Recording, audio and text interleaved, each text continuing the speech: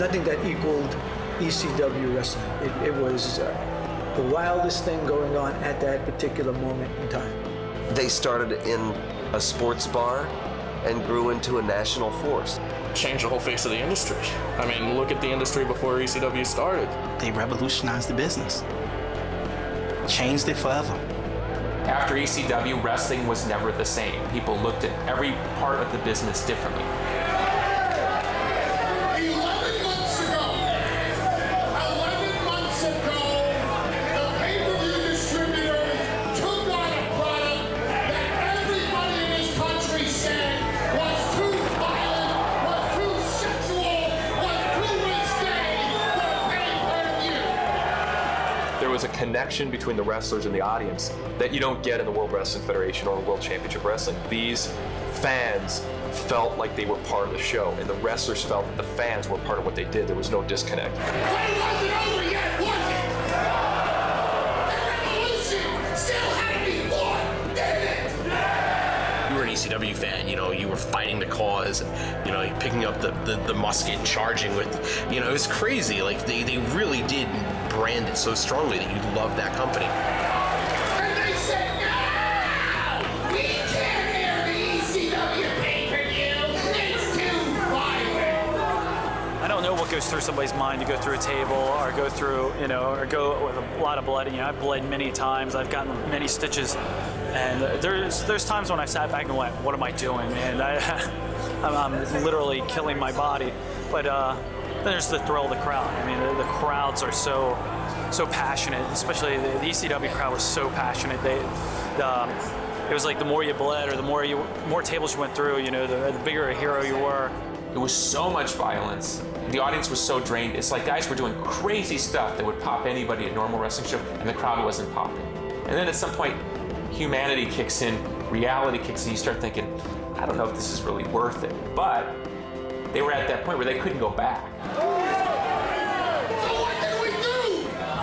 We faxed, and we wrote, and we emailed, and as a family, the ECW fans stood up for their First Amendment right.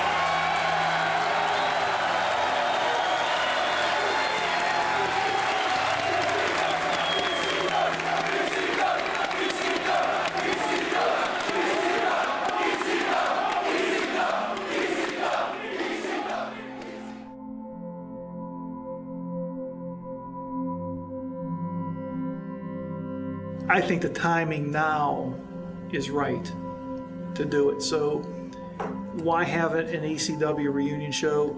It's timing. It's all about timing. You get a ring, you rent a building, and you hire some wrestlers. How tough is it? Except that that view doesn't take into consideration all the insurances you have to deal with, trademarking and licensing, legal fees, flights. There are so many different minutia that go into creating a show like this, let alone a company. What does it take to start up a new promotion? Lack of common sense, a lot of headaches. Touch base. I'll just talk to the wall. How about I just talk to the wall over here? It goes the same place. I mean, let's face it, the guys that were very popular in ECW, they're not as young as they were then. I don't expect anybody to go out and top what they did 20 years ago because it's almost impossible 20 years older. But I do expect to see that same passion. I do expect to see the same devotion. And I do expect to see the same commitment to Extreme Reunion that they showed Paul Heyman and ECW back in those days. Look, we've all had our issues and problems. Some of us have survived them and some of us haven't. I hope the guys see this, without mentioning any names, that they see this as the incentive, like, it's time to finally grow up and move those beyond those issues. And I don't say that tritely or with any kind of pretension whatsoever. I know how difficult it is. I've been through it. I think the biggest reason I'm being part of this as far as having an ECW Extreme Reunion type of a show is I believed in the product so much. And I thought the company, the product ended well before it should have.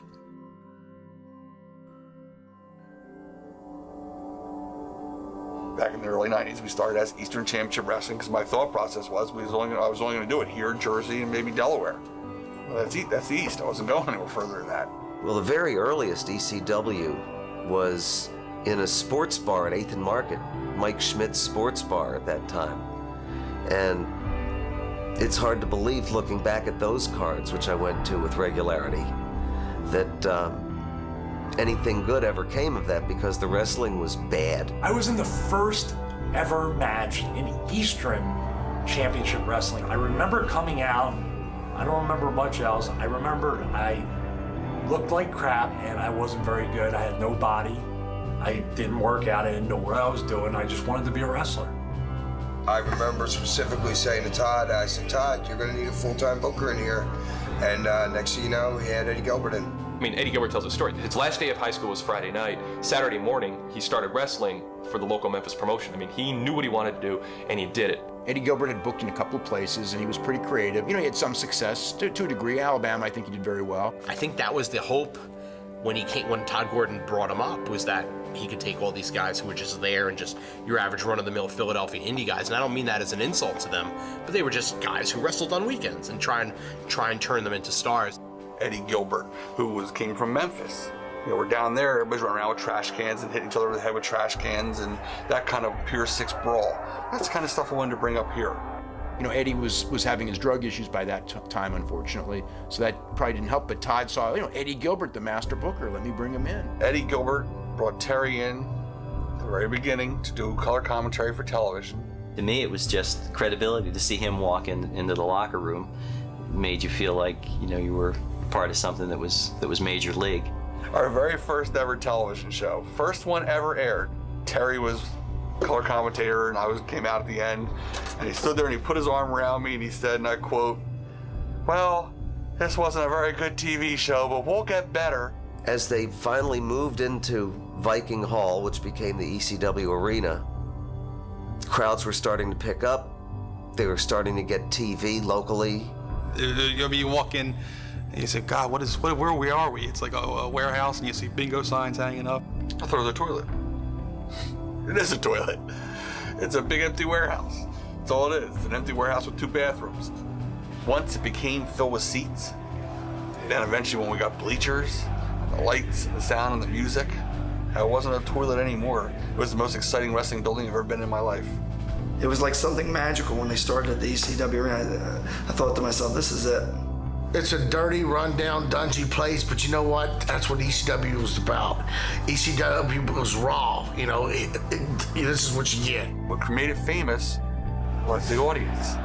The fans who came to those shows turned that building into a place to be. That arena, the people made the show. The people were the show, not the wrestlers. I mean, that front row was always the same. I mean, they never missed a show. ECW, in its fans, gets a kind of religious fervor. Just before we started, I got a phone call from John Bailey, the hat guy. And if there's anyone that epitomizes that, he's the one. In the beginning, you know, it was just some guy sitting in the front row, and he was just on you all the time. If you were a bad guy, he yells at you like he yelled at a bad guy. He was old school. If you're a good guy, he'd applaud you. Whether he liked you or not, or didn't, he could love the bad guy, but he would never do that. He would always use it to any bad guy. So many times did we take his hat and smash it and rip it up, and he loved it, you know? It was like a family get-together every 3 weeks. We all knew each other, and we all bonded. I mean, it was a good feeling. That was the most intense group of individuals that, you know, and if you messed up, they let you know it. The wrestlers that worked in the ECW arena originally hated those fans because they were so smart-ass. I mean, people forget that. They hated those fans. I know it. I used to hear it. But in hindsight, when they look back, everybody talks about how wonderful those fans were. They're sitting on the edge of their seats waiting for somebody to screw something up so they can get on them. But if you're over, then you're over. No matter what you do, you're good. There's just a magic about that arena. They're the greatest wrestling fans in the world. I don't care where you go. I wrestled in the Tokyo Dome in front of 60,000 people. I wrestled in Atlanta in that dome in front of 47,000 people. No feeling ever came close to when we wrestled in that ECW arena. I mean, it was amazing. The electricity and I did things there that I look back and say, were you retarded? ECW could not have claimed to be what it was without their fans. But I don't know that their fans would have been quite as passionate towards a product unless ECW rewarded them for showing that passion. And ECW, more than any promotion, maybe more than any entertainment product I've seen, really told the fans over and over again how important they were and how integral they were to what the product was. It's the experience of being in that arena. It's that arena itself. It's the energy that's there. It's the fun that's had. It's the fact that people at 6 o'clock at night in the rain will stand out there, and when Ron and Charlie come with the cameras, they'll sit there and go, "It's raining. I'm making them open up the fucking door." They see the camera and they go, "ECW! ECW!" It's a thing, man. It's an experience. They're living something, and once they don't live it, we don't want it. Early in Paul Heyman's career, he was bright-eyed, optimistic, unblemished, unscarred, and the world was his oyster. He was a kid in the industry who felt he was on the verge of taking it over or being a major player. I knew Paulie when he was just a little kid, man, running around at ringside with a camera, shooting for the magazines.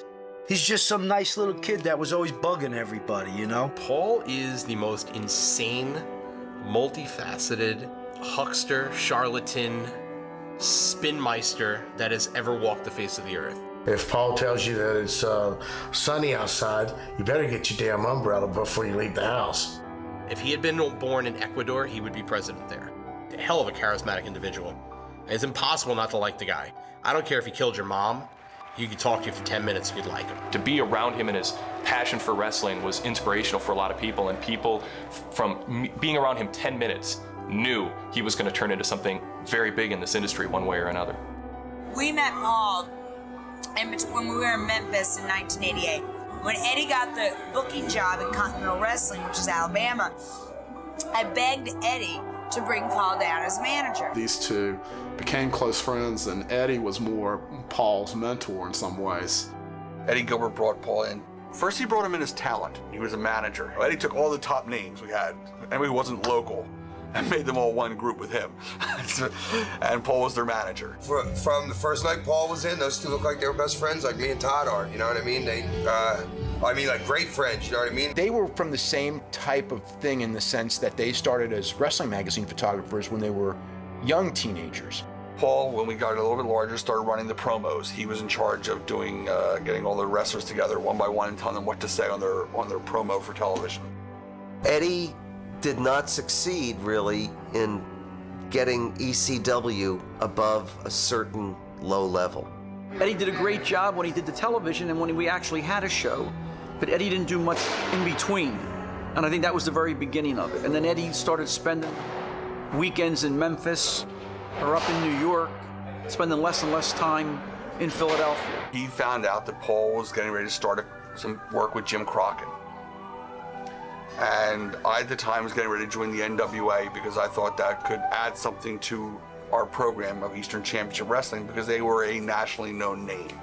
And Eddie felt that me even speaking to Jim Crockett was me setting him up to get knifed in the back or something along those lines. And he had a fit and he said, "You go be with them and I don't care," and I quit. Well, that night, I hired Paul. I think that Eddie believed that Paul outmaneuvered him for ECW, and I didn't see it that way. I saw that Eddie wasn't doing a good job, and Paul had ideas, and Todd was going to get rid of Eddie anyway. I mean, which over personal things. But in Eddie's mind, you know, I brought Paul in, and then Paul backstabbed me. Eddie Gilbert was going through a lot of problems, and it's documented Eddie had demons that he was dealing with that made him performing at the top level possible impossible at that point. Paul Heyman was ready to seize the moment. Eddie Gilbert wasn't. It was Paul Heyman's time. It wasn't Eddie Gilbert's. It could have been, but because of choices he made, it wasn't. I know it bothered him. I mean, the last night he was at ECW, he came in and he told me he had been in negotiations with Todd and Paul all day. So I let him come back that night, not into the dressing room. He went through the front door. He waited out in the car in front of the building, and my wife was the one that was supposed to go out and tell him when to come in. And I felt somebody put their arm on my shoulder and say, "Hey Bob, how you doing?" And when I looked up, it was Eddie. And at that time, he got the microphone from me and he got into the ring. Which was not something he was supposed to do. and kind of said his farewell to everybody. Please support ECW, et cetera, et cetera. And he had a real nice, moving farewell speech. I know some of it upset Paul because of some of the things he said. Some of it upset Todd. Oh, there was a lot of tension in the locker room, and there was a lot of tension with Eddie Gilbert and Paul Lee being there. As I said, outside the ring, he was much different than inside the ring, inside the arena. That's all I can say. I liked Eddie. How's that?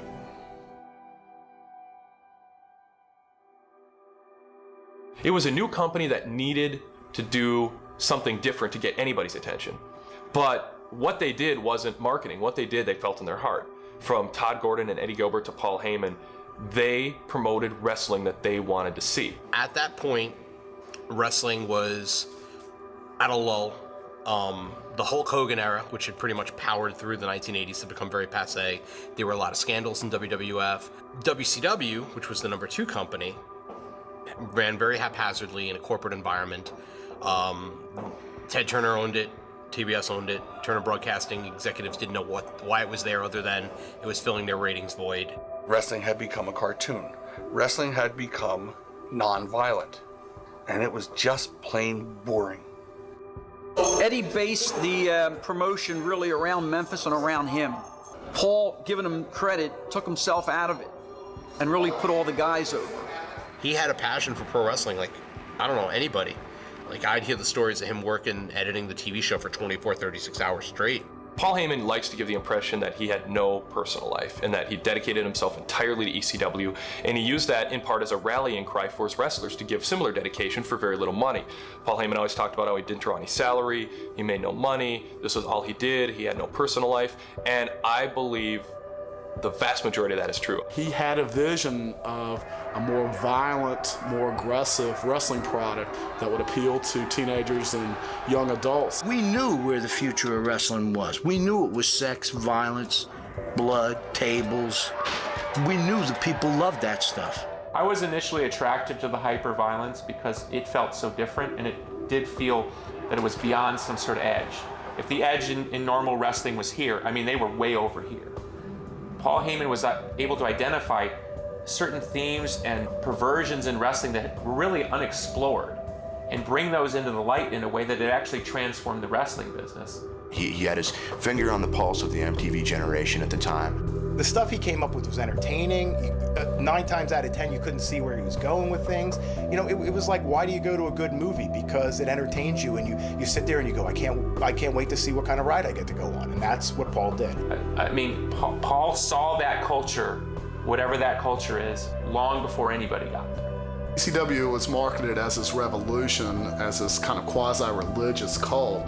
You can say whatever the hell you want, but ECW revolutionized the wrestling industry.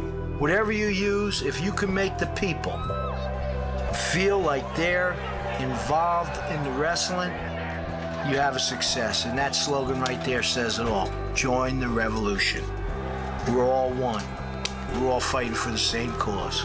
If you're an ECW fan, he gave you a chance to market itself as kind of the elite of the wrestling business. You were smarter than other wrestling fans. You know better wrestling. I think the passion Paulie had came down to us. Everybody had that passion. It was contagious. For some reason, Paul could motivate you to do just about anything, and I'm sure I'm not the first person that told you that. I mean, I would be in an ECW show and I talk to some guy like, oh, just socially, what are you doing? Fuck if I know. Like, you got a match in an hour. I don't know, he never tells me shit. Paul kept everybody spinning all the time. Everybody was on pins and needles. And if he said go out there and jump upside down and cut your head off, that's what they did. He had them sold on the philosophical and ideological point of what ECW represented. There's no such thing as fake blood in wrestling. I mean, every time it's always real blood. Believe me, you wrestling fans out there, it's real blood. There is no fake blood in wrestling. That blood you see, that's all coming from them wrestlers. Blading is you take a little sliver of a razor blade, usually tape it to your finger, do this to your forehead. All he had to do was prick himself once. Now, if he took the blade and drug it, then it would be a little cut. I remember this guy sitting down and saying, yeah, this is what you do. You break this blade off, and this is how you tape it. And some guys put it in their mouth here. Some guys wear it on their wrists. Some guys put it in, they hide them all over the place. When they were first telling me, I said, is this real? Is this a rib? You know, come on, guys don't cut their heads open and rip themselves up and it turned out to be that's the way it is, you know. Blood's interesting. I just think it adds to the drama. I mean, you know, you see the guy bleeding, you're like, oh man, he's really hurt. I mean, it just helps you suspend disbelief. I mean, the whole thing. Wrestling's just like a movie. I mean, it's about suspending disbelief. You know, before you go out there, who's going to win or lose. Everyone knows that. Everyone in the free world, I think, has that concept down. So what they're doing is basically they want to see something to convince themselves that they've paid their 25, 30, 40 bucks not to see grown men play fight. They want to see something that they can grasp onto and say, but that's real. That's real blood. There's nothing fake about that. Those guys are really bleeding. At that time, they had a strict rule about blading. Absolutely. So bringing that up to when ECW starts, how did blood start to come into ECW? How was that allowed? Well, I'm going to be very honest with you. I myself, occasionally, I turn my back, which I shouldn't have. Because, you know, I blame myself for a lot of it because I allow it to ferment. I figured it was part of the act, part of the gig, you know. I didn't know the seriousness of it, nor how deep they were going to go into it. They were starting to attract a certain crowd, and, you know, there's a saying, red turns green.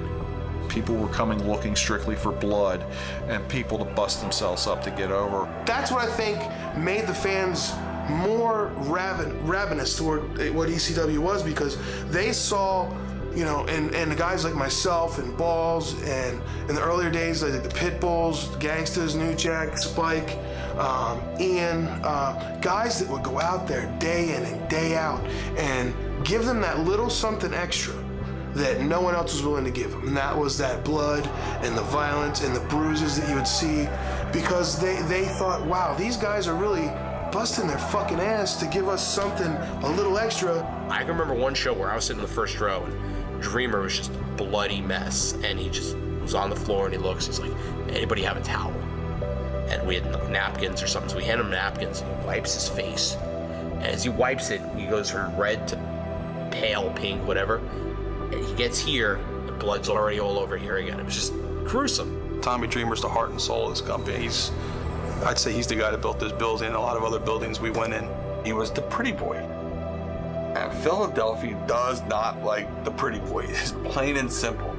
So poor Tommy, to try to overcome that, would just do the most absurd bumps, the sickest things you ever saw in your life. It wasn't just that he was bleeding for these fans, he was taking more and more dangerous bumps, and every time he did a more dangerous stunt, this masochistic thing where the fans would think, this guy wants to entertain us so much, this guy loves us so much, we're so special, that Tommy Dreamer will sacrifice anything for us. He will do these spectacular bumps and threaten his own life. And he's always come up to me and said, Todd, I swear to God, I'll die for this company. That's how much I believe in what we're doing. Those were his words. I will die for this company. That's how much I believe in what we're doing. And he kept trying to go out there and almost die. I said, Tommy, we could use you around a little bit longer, you know, like, easy. We always sit around and joke about, I'd go, you know, the final angle is going to be Paul Heyman going up to Tommy and go, Tommy, take this gun. Let them shoot you. Just a flesh wound. It will be so over. That's the only way the people could have ever really been happy had someone died, I think. How could ECW have stopped the fans from wanting more and more violence? Never have started. Because once you've done what we did, you only have to do more.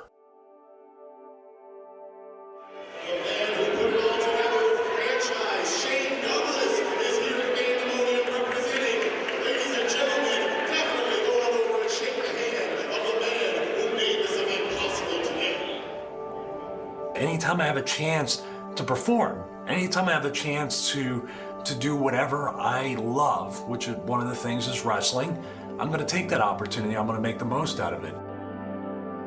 ECW was just, we're family, man. We just love the locker room.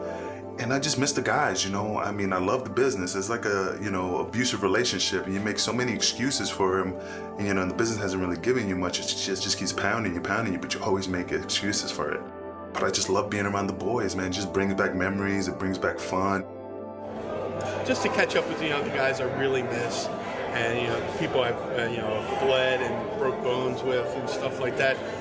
I mean, we were one big, you know, dysfunctional family. We were the land of misfit toys. And when people said we couldn't, we said, no, we can, and we did. And we took, we were the little company that could. So I take great pride in what I did for the company. I take great pride in the people I worked with.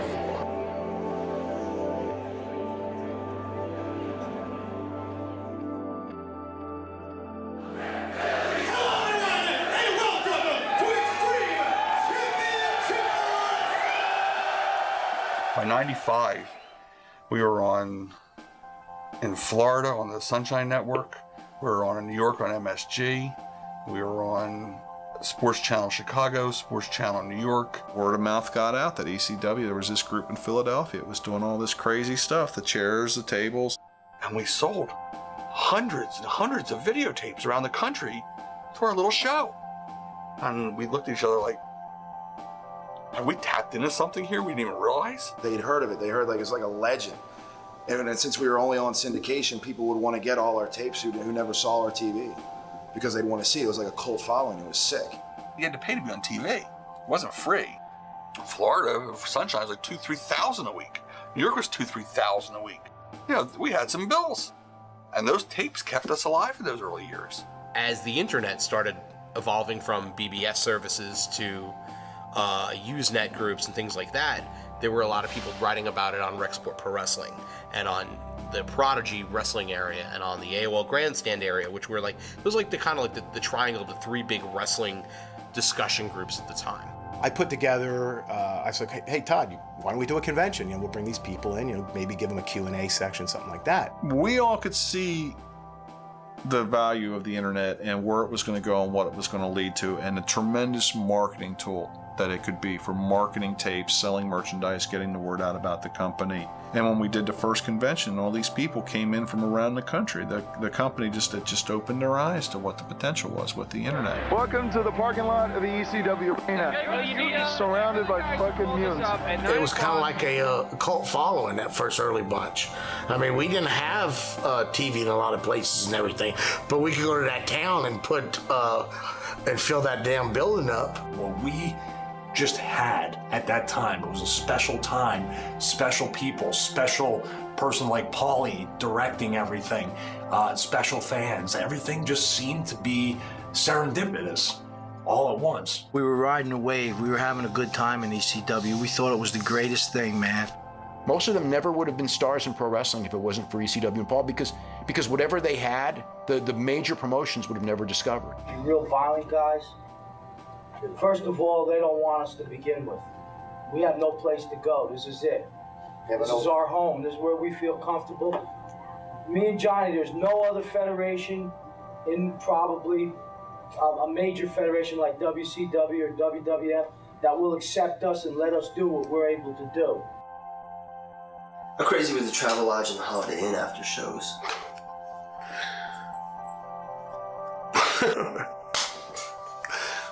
It was a party and it never stopped, man. It would just go all night and the fans would just come, and I don't know how it started. I think Johnny started that whole damn thing. Matter of fact, I know Johnny started the whole damn thing. Travelodge, well, let's just say if them walls could talk in the Travelodge. It's pretty fucking nuts. Travelodge stories you can't really get into, you know what I mean? I don't know about the party scene. I just know anytime I went to the bar, I was scared to death at how wild some of these guys were. The rats, they come to the hotel, from the show to the hotel. You know what I mean? And they would rent a room for the weekend. Oh my God, this guy's wild, or this guy's naked, or that guy's having sex with a girl. What the fuck is going on here? They sit down at the bar and drink with us, and you see them follow the boys out to their room, and they go up there and suck dick. Or get fucked. And then they send them back down. And somebody else will leave with them. I'd run upstairs to my room and hide under my pillow and go, oh my God, I can't believe I just saw that. And I mean, some of the guys were married, some of them wasn't. I wasn't at the time, so I could fuck anything that was walking. So, and I didn't, not the ugly ones. Well, not, at least they didn't know. I keep my shit under wraps. we've had opportunities already to go to places that were much larger than where we are now if we were willing to alter our product. But we're not willing to do that. That's not what we're about. Our product is a violent product. We're hardcore, we're violent, and that's the people we're playing to.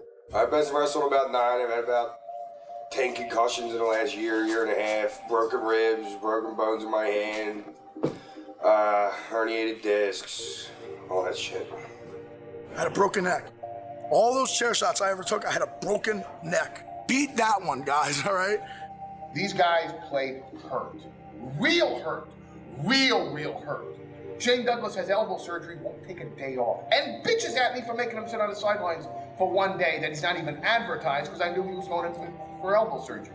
When you're that young, you're willing to do anything, physically to perform and do things that maybe at a 40-year-old, and 21 years in the business frame of mind, you may not do. We were the only company where the guys literally went out there and beat the shit out of each other. It was real. They were fighting. They were hurting each other.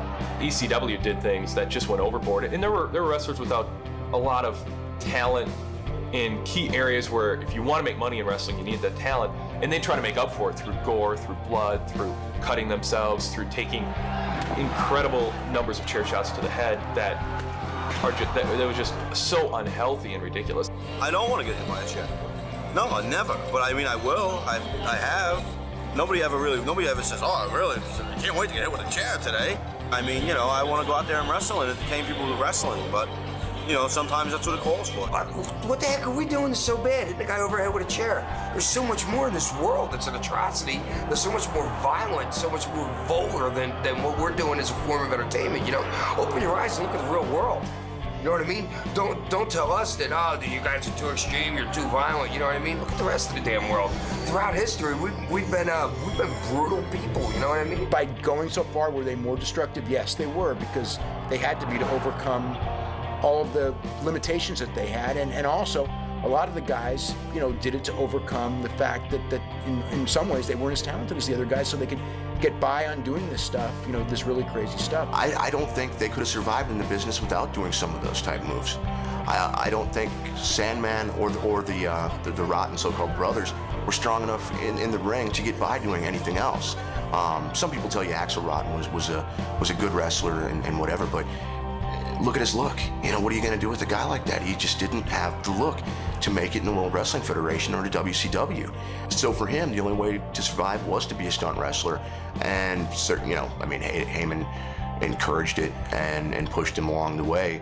Why, does a guy that built a house want to build the best house he can build? That's his job. Why does a guy who goes out, astronaut, go into space, why does he want to walk on the moon? Because that's the biggest thing you can do. Only 3 or 4 people ever done it. So why do I go out there and cut myself and be willing to put through tables? Because I want to give the people the best show they can possibly see, and I want them to go home that night remembering me above everything else. But the guys that are here, you have to ask yourself this question: do they think that they want to go out there and scar themselves permanently? This stuff on my arm will never go away, Sabu, the same way the scars on your body will never go away. So that's a commitment you're making for the rest of your life. So when someone comes up and they go, "Hey, Axel, you suck, you did," I'll say, "Look at me." If there's a couple guys in wrestling that have done something for a company, that have proven that they're here for the long haul and they'll do whatever it takes, I'm a walking advertisement for what ECW is all about. The next identifiable thing on you is your arm. All the scars? Obviously from wrestling. Oh yeah, they're all from ECW actually. Everyone. What made you do that? Oh, it was the biggest mistake I ever made.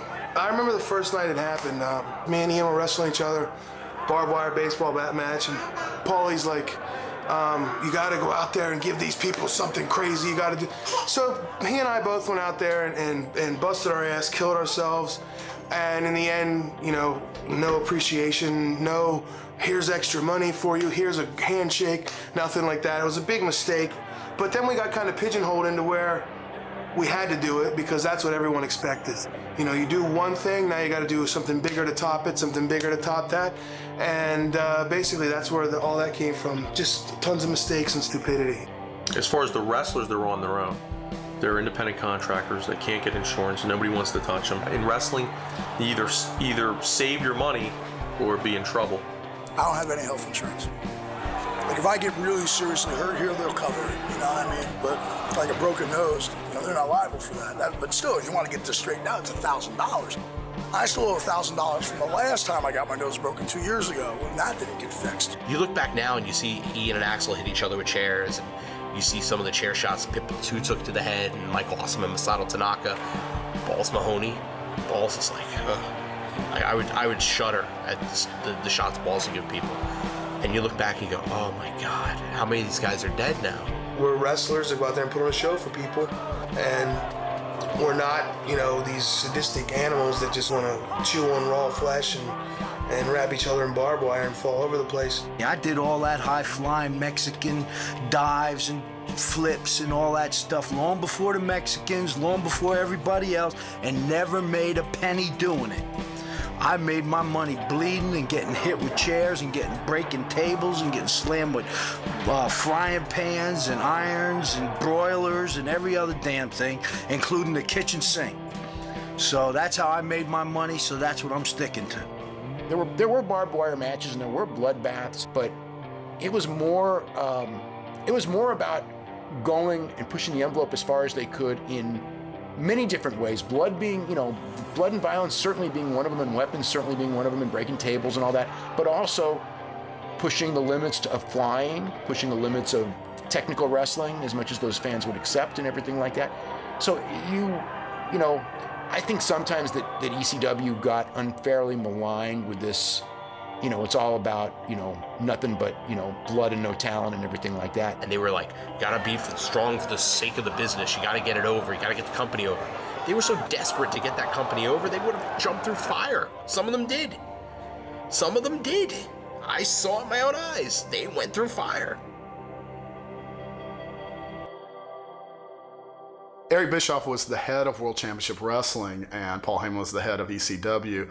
Eric Bischoff really didn't have a lot of respect for what Paul Heyman was doing and didn't take ECW very seriously, didn't think that it was a very important part of the wrestling business. Paul Heyman needed to create the impression that Vince McMahon and Eric Bischoff were trying to put him out of business, because that made his fans more passionate. That made them more willing to spend a little bit more money.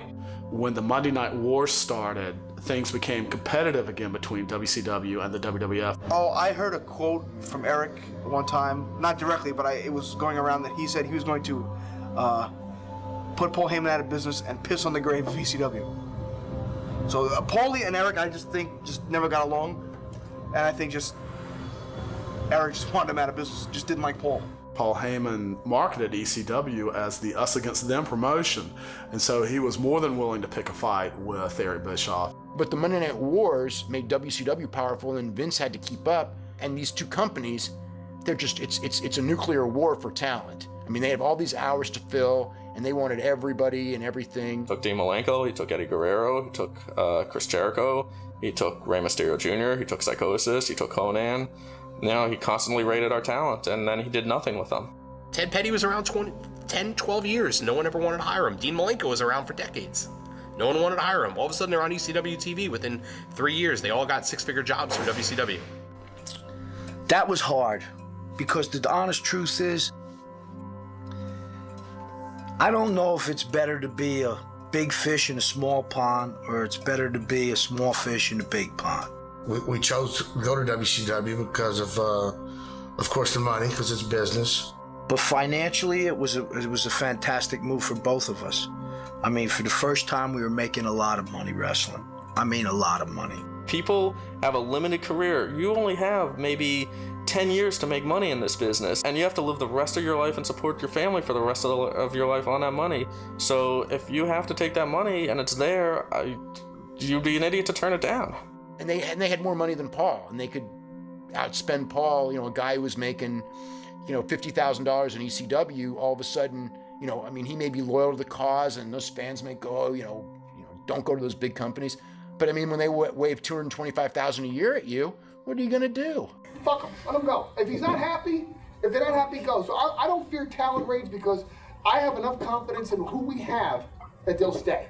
They don't want to stay, they don't have to stay. I don't want to hold anybody here that don't want to be here. I certainly wouldn't want to work in a place where I was forced to work. I've been through that. No, thank you. If they want to stay here, they're more than welcome to stay. If they want to go, God bless them. Go make your money elsewhere. See if you can duplicate what we do.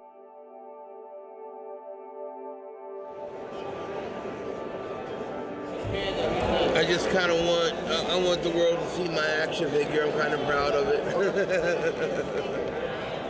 Well, I got to tell you, I've been a wrestler since I was 16 years old. I have broken both wrists, 3 bones in my foot, cracked sternum, broken fingers, scars, cuts, lacerations. Obviously, if you want to focus in on that, you can see all those cuts and scars right there. It's always great to see these guys. I mean, these guys, you know, I spent 10 years of my life with these guys. I mean, I started wrestling when I was 16, and I was in ECW by the time I was 20, and it folded when I was 30. It's been well publicized. I mean, I had a very, bad bout with some drug addiction. I've been clean now for over a year. And about a month ago, I just woke up and I basically have what Jim Ross has, Bell's palsy. It affected just one side of my face. I can't blink one eye. It's getting better. As you can tell, you can understand me when I speak. When it first happened, people couldn't understand me when I spoke. And I've been wrestling since then. I've been wrestling with this, with the Bell's palsy. I've been going out, every weekend still wrestling. And it was the best years of my life.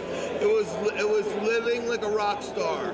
A different hotel, a different plane, a different town, a different girl, a different arena every single night. It was the best years of my life. When nuclear war happens, the survivors will be cockroaches, Gene Simmons from Kiss, and Axl Rotten. Paul Heyman for many years was able to use the carrot, possible pay-per-view participation with his wrestlers to say, stick with me, stick with this company. We're a growing company. We're going to get on pay-per-view, and then we'll grow some more, and you'll make a lot more money. And in the long term, you're better off staying with us and becoming a star with us than going to the WWF or going to WCW. Pay-per-view and national TV were the two carrots that when they were, popular in a cult way in '95, but not really doing big business. It was always like, well, when we get pay-per-view and we get national TV, then we can beat WCW, we can beat WWF because we're better and we're smarter than they are. Doing syndicated TV just wasn't cutting anymore. We had to reach a bigger audience to bring in more revenue to, pay some of the higher guys more money so they don't jump to WCW or WWE. Reality is this: any guy with $156,000 in their pocket can be on pay-per-view tomorrow. I mean, it's easy to buy an infomercial. Same thing as pay-per-view. It can be an infomercial or it can be a profitable venture. A profitable venture raises his salary, raises his salary, raises his salary, raises his salary, puts money in our pockets, allows us to put on more shows, allows us to take more gamble. I'm looking at a pay-per-view venture where we can all make money on it. If something wasn't etched in stone, Todd would tell you, well, it's not for sure. But Paulie would tell you, oh man, it's done deal. We got 10 pay-per-views lined up, and we got a toy company coming on. I heard that the whole time I was there. Well, in the world, truth is not objective. Everybody sees things in a different way. I think Heyman takes advantage of that. Heyman has things he wants to hide and things that he wants to emphasize and things that he wants to get across that aren't necessarily anybody else's view or true at all. Paul's trying to make too many people happy, and you can't make everybody happy. You got to disappoint a few. Sometimes you just got to tell the truth to some people, and Paul's not good at that. He kept setting dates or tentative dates about when they were going to be on pay-per-view. And it kept changing and changing and changing. Wrestlers in his company would call me up and go, when is this pay-per-view going to start? Wait, what are you hearing? Paul tells us this. Someone else would call. Paul told them something different. And they'd finally gotten to the eve of a deal, and then their coolest incident happened. There was a 17-year-old kid named Eric Kulas who wrestled as Mass Transit. Axl Rotten was supposed to wrestle. Didn't show up. I Cannot tell you why. I never got a plane ticket from Paul Heyman, so I didn't go. I couldn't make it. I wasn't going to drive to Boston. Koulos was there.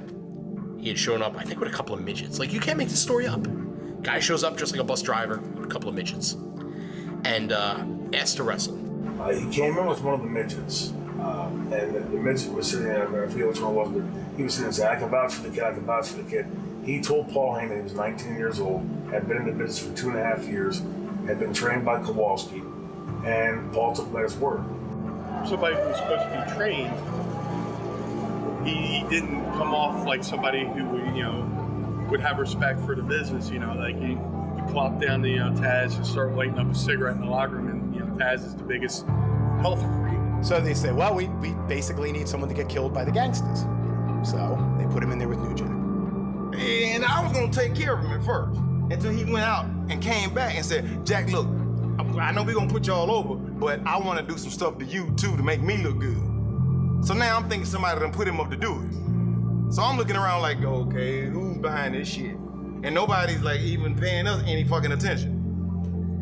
You know what I mean? So when I realized that this kid was shooting, like, he was really for real, I was like, okay. The idea was he has to get color, which of course means he has to blade and bleed. Kid's never done it. He asks New Jack to blade him. New Jack, to his credit, says, you don't want me to blade you, kid. I mean, you want to blade yourself.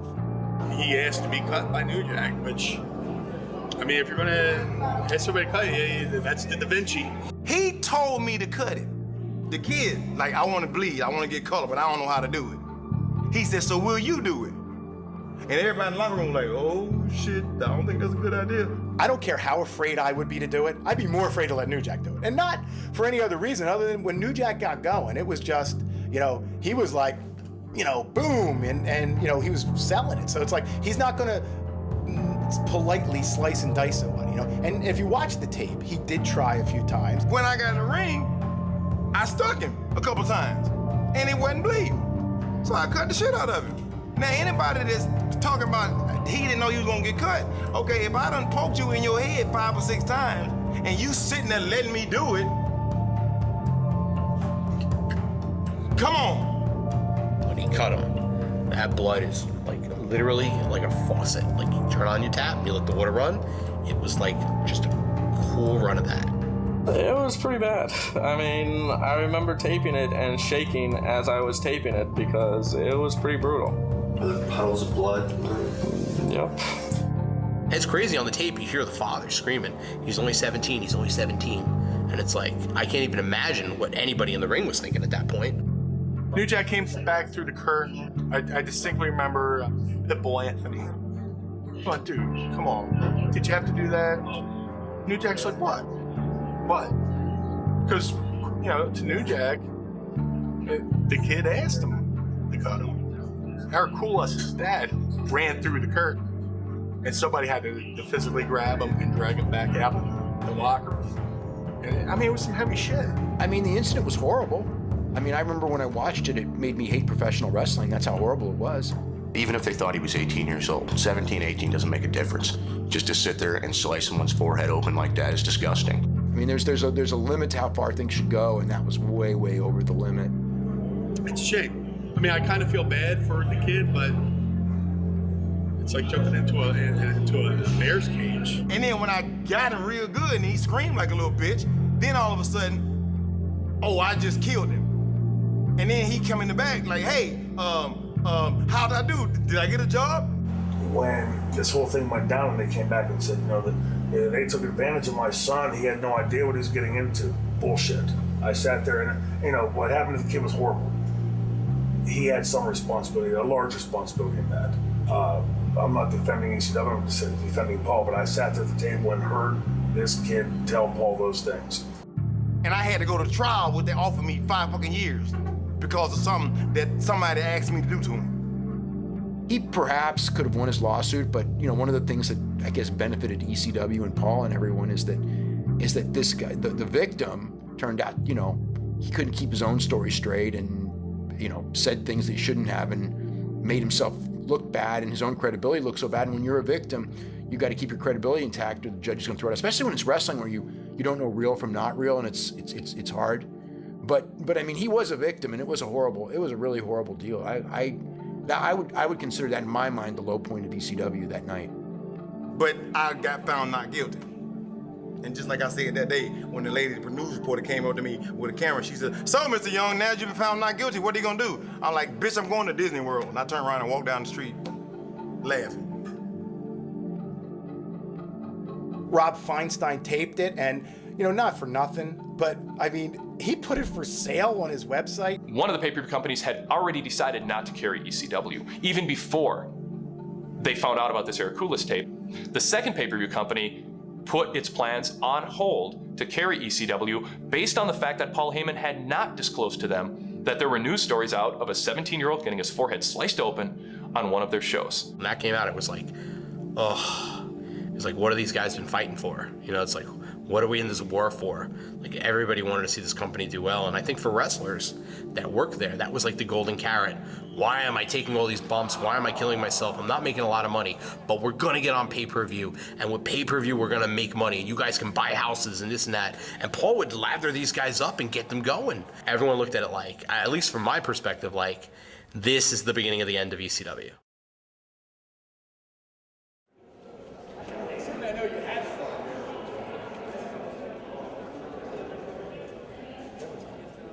And what we're going to do now is we're going to have some of you guys, if any of you guys would be willing to stay for a few minutes, just take a few pictures with these guys and girls. Who came from New York, I think California.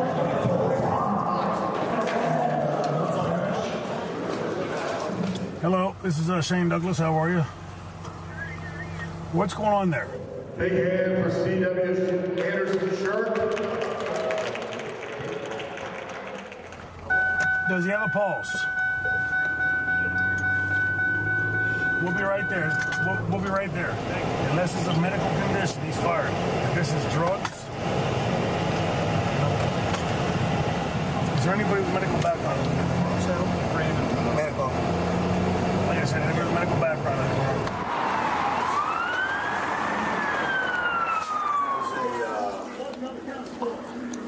What do they call it? Phone's on the other side of the bed on the table. I think your phone is. Pretty sure he took Xanax, Soma, and Mike.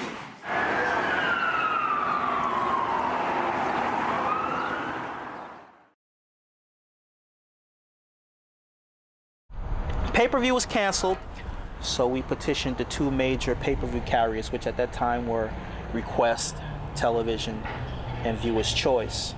Tony Lewis and company, they started the fan campaign where getting fans to email and call and say, you know, give this a chance.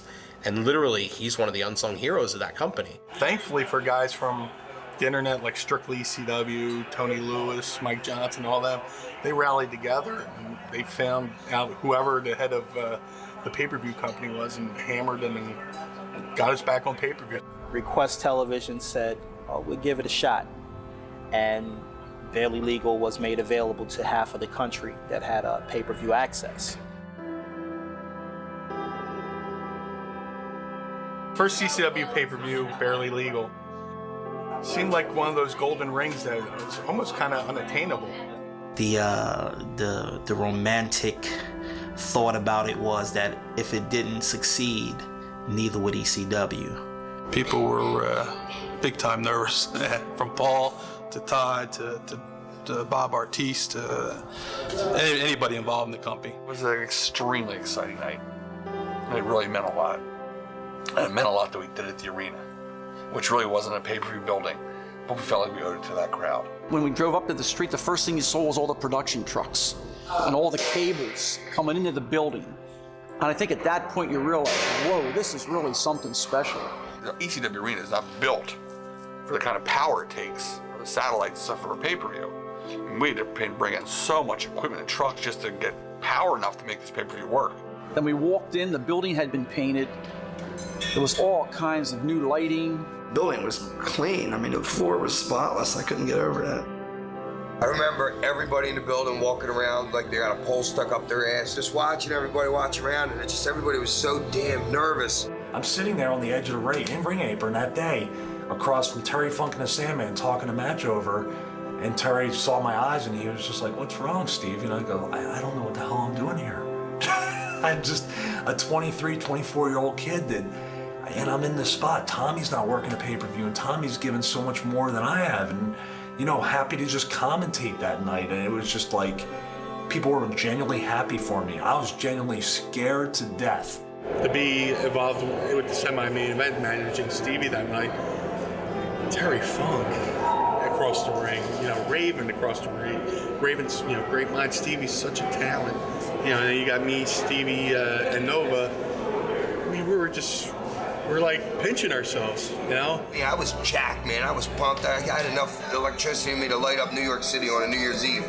Not only are the 1,500 people in the arena looking at you, but eyeballs from around the world are going to see you. It was a little scary doing the first one, because we didn't know what to expect. It was a live show. Anything could go wrong. I get goosebumps right now talking about it. I'll never forget Joey Styles coming to the ring to do the countdown.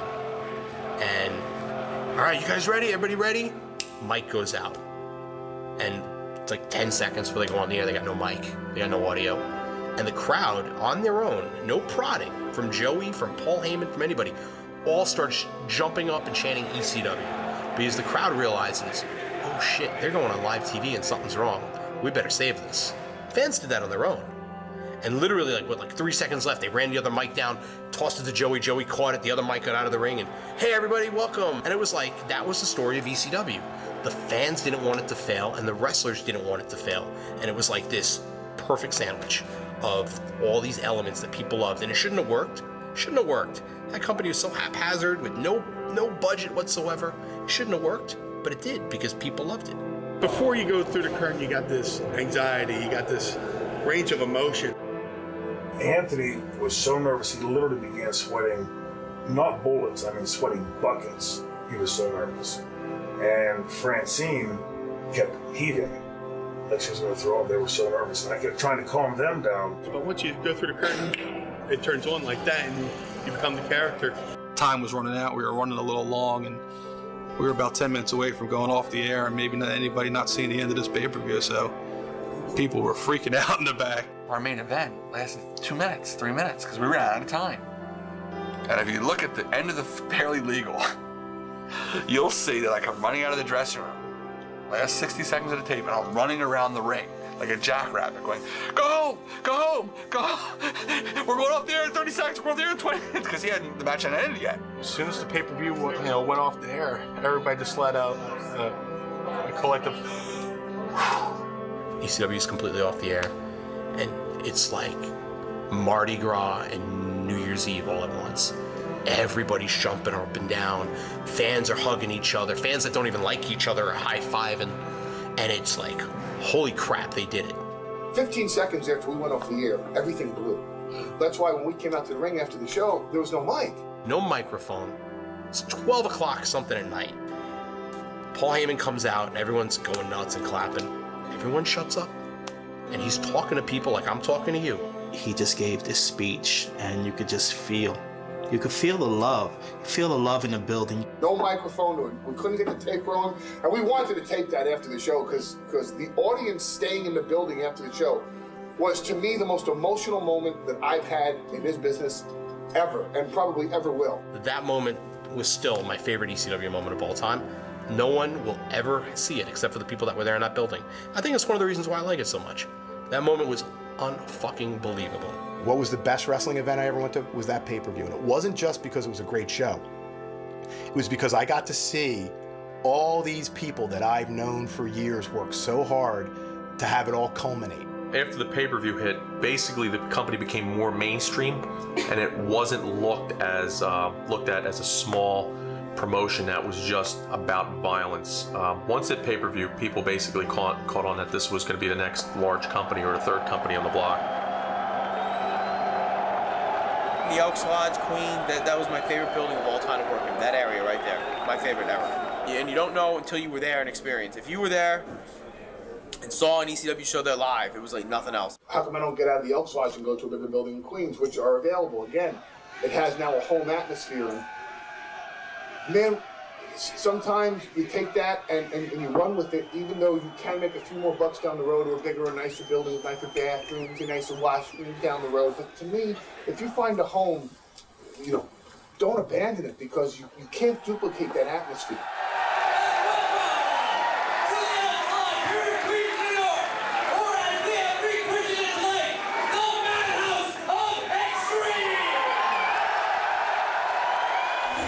Right now we're inside the Elks Lodge, and if you can hear all the music and clapping and stuff, we're actually in the middle of a church service. We're recording this on Good Friday, and it's actually a pretty joyous occasion. I'm kind of getting into this myself. Tony, he literally started a movement. He started like a grassroots movement. He didn't get paid. He ran the Strictly ECW website. He'd get the word out, help push tickets, promote. He vocalized the ECW fan movement. He gave them a singular place to go and kind of be told, this is what you need to do. This is how we're going to help ECW. He did it for no other reason other than he loved ECW. He was basically rallying the troops. Tony Lewis did more for that company, unpaid, than most people that worked for it. There is someone here tonight that had the campaign, that took the emails, that went on the computer, and took all of us and brought us to the promised land.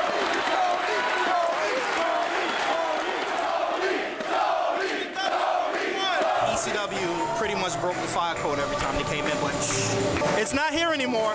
There's about 653 people legally.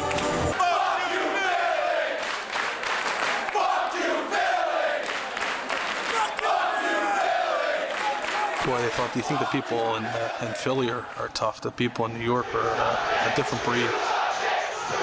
Just as passionate, maybe even a little more. The way the ECW arena has a hat guy and sign guy, we had Ass Man. And I remember when ECW came back after a long absence, Paul Lee said, I never thought I'd be saying this at any time in my life, but I'm going to say it now. Ass Man, please show us your ass. This crowd's pretty hot. Is ECW louder? Actually, this is pretty loud. If you can imagine the way it is now, but having 1,200, 13, 1,400 people in here being that loud, it was amazing. And like I said, because you're so tight in and close in on everybody, it's hard to describe. Very loud.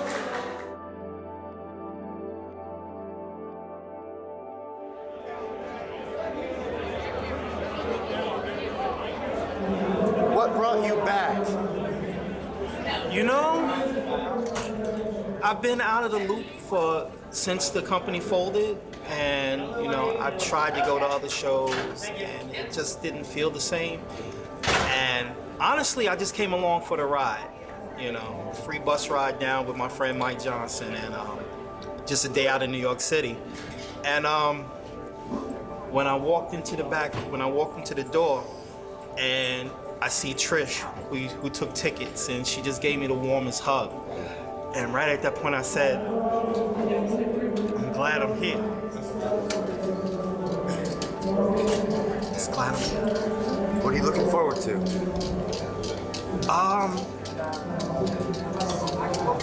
I don't know, nothing really in particular, but just maybe if that feeling comes back, even just for a little while.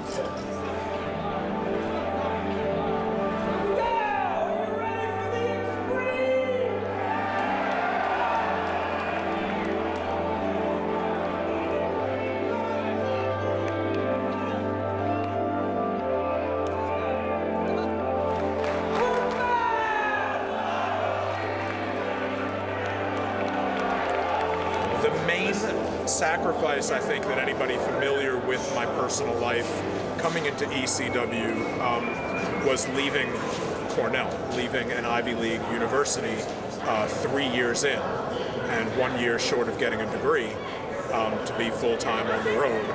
A lot of people, from people close to me and in my family, to friends of mine as well, while they might have understood knowing who I was and how much I loved the wrestling business, they also, some of them thought that it was kind of like running off to join the circus. And I'm sorry if I seem winded or a little out of steam. There was this 18-year-old blonde in the back, and I just pumped her full of cream because I am the quintessential Sky Muffin.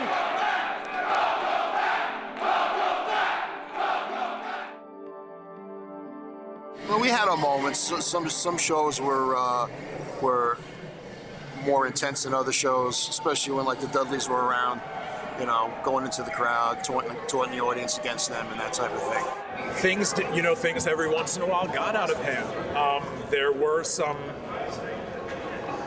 let's just call them near riots, and that's what we intended to do. We intended to go out there and have it not be a great day for the fans. We wanted them to hate us. Punch it down, bitch! The Dudleys add into the element of just chaos and mayhem in the building. They were the ones, go on and on with the Dudley stories. The riot in Staten Island, the near riot in Harrisburg, the 2,000 bottles of soda that landed in the ring when the Dudleys were in Lansing, Michigan. It happened in Atlanta. It happened in New Orleans. We got showered.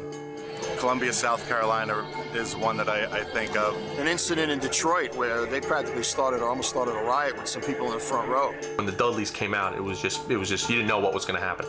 Who was going to jump in the ring? Who was going to get beat up by the Dudleys? Who Atlas Security was going to drag out because of the Dudleys? It was just sheer mayhem when it came out. You knew it was trouble. We had to actually work and not just sit there and be a decoration. So that was a fun part too. I love those guys.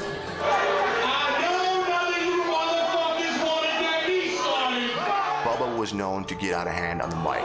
You need to sit down before I come there and shoot a whole load of DNA right down your throat.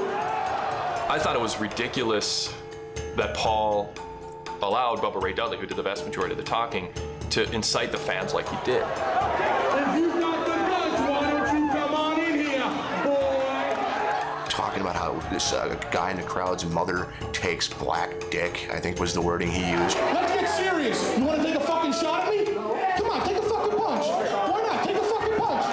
Come on. Take one fucking punch. Here's your 15 fucking seconds of fame, wise ass. Take a fucking shot at me. Come on. It was just like, you're sitting there in your jaws dropping watching this, knowing the reputation ECW already had, knowing how hard they worked to get on pay-per-view, and they were well into their tenure, but still, you never know what their standing with the pay-per-view company is. Bubba, he tapped into real emotion. He would get people that would say, I'm not gonna let him get to me. He'd get to him. But I did say to him, dude, you're gonna get killed. He's like, yeah, he loved it. It was like, I'm like, you ain't gonna love it when someone hits you in the back of the head with a chair. He goes, yes, I will, because I'm getting the kind of heat I want. And he lived it, he believed it. So it's like, who am I to say he's wrong? Don't fucking cheer for me. I hate every fucking one of you. I never think he went too far. I think he brought it right to the perfect level each night with the fans, to the point where they got so mad, so insane toward us that whoever we wrestled, it could be you, it could be anybody, they wanted to see us get our asses kicked. And that was the whole point, and that's what he did. I looked at it like this. People that were coming to ECW shows knew what they were getting. They knew the act. And, if anyone was stupid enough to actually take a swing at him with Atlas Security standing there, then they were going to get their ass kicked. During their run, when they were the most hated tag team and things were the most out of control, we had 15 shows in a row where there wasn't an empty seat in the building. It got the wrestling world talking.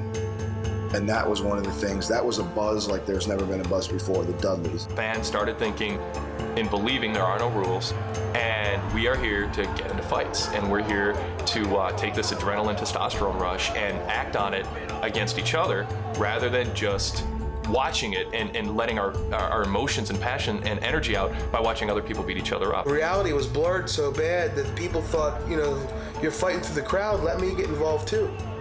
Let me become part of the show because, you're in my area. I'm not watching the show from the ring. You're in my seat fighting, so I can fight too. There were a lot of riots, a lot of fan riots. later on. It was never the arena. It was always these smaller towns they went to. You know, Plymouth Meeting, there was a group of guys who essentially just started a fight with the rest of the crowd and one of our guys, and they went back and forth, and it was a mess. That's right, Plymouth Meeting. Oh, the riot! Holy shit, the riot! There was a kid, they told us in the beginning, he was sitting like on the guardrail, like here's the guardrail. And in magic marker, he wrote, "Fight me." F-I-T-E, fight me, on his shirt. And he was antagonizing guys all night, antagonizing fans. I get over here, I feel wham! I went, and that fight me kid's going, yeah, man, come on, I hit you. I'm like, we're there to entertain, you know, we're not there to fight people. You know, and some of those situations were scary, and some of those situations gave us a bad name, but in the end, I mean, I remember the reports in Plymouth Meeting, since I live in Philadelphia, I heard it on the news. We were admittedly, by every news broadcast around, innocent. We didn't do anything wrong. It's like you defend your own guy. We were all family, and if somebody came in the ring and hit one of your members, you know, your family, you'd fight them. If a wrestler's in a predicament in which he feels that his well-being is threatened, if he's going to put up his hands, he better be, and to my knowledge so far, they have been justified in those actions. Dude, I walked, I go, dude, like, I was like this, say dance, I go, dude, what are you doing, man? Like that, he went, bop, I went, fuck you! I just went over the rail. The friends grabbed me by the singlet and my shirt and my hair, and it got me. So I'm covered up, and they're all wailing me. Everybody jumps the rail.